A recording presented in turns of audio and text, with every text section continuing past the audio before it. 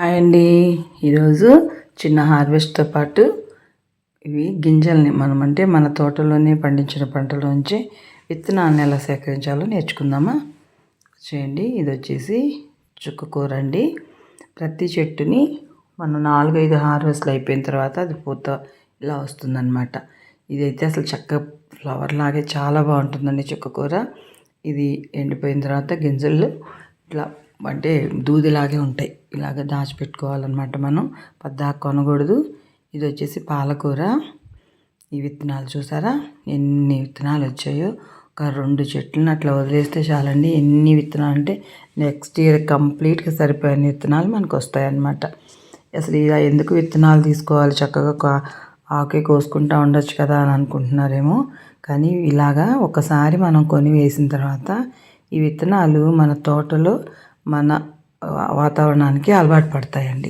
So next time మనం వేసినప్పుడు ఆకుకూర అవ్వచ్చు, కూరగాయలు అవ్వచ్చు, ఏవైనా కూడా మన నేలకి మన ఇంటి వాతావరణానికి అది సెట్ అయిపోతుంది.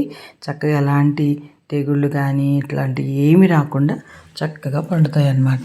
అందుకని ప్రతి ఒక్కళ్ళు మీ మిద్దె తోటలో కానీ బాల్కనీలో కానీ ఆకుకూర అయినా ఏ కూరగాయ అయినా వేసినా ఇలా విత్తనాలు అయితే చేసుకోండి ఖచ్చితంగా.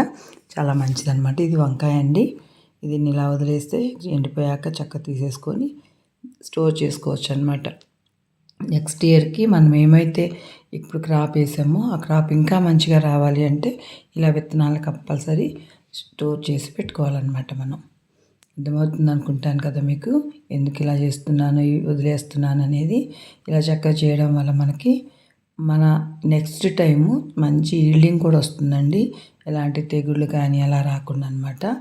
ఇది తోటకూర అండి, మామూలు నార్మల్ తోటకూర. ఇలా వీటి విత్తనాలు అయితే చాలా సన్నగా ఉంటాయి.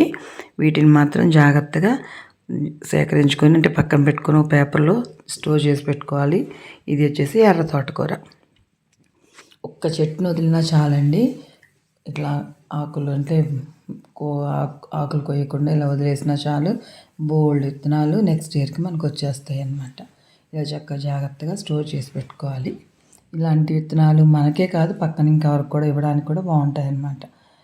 ఇలా ఇది బచ్చల కూర, తెల్ల బచ్చల కూర. ఇది తెల్ల బచ్చల కూర కూడా విత్తనాలు వస్తాయి, లేదంటే కొమ్మైనా పెట్టినా బతికేస్తుంది అన్నమాట. ఇది చూసారా, ఇది ఇలా లోపల ఉన్నాయి కదా అదంతా, అవి ఇంకా బాగా పండిన తర్వాత రెడ్గా వస్తాయి.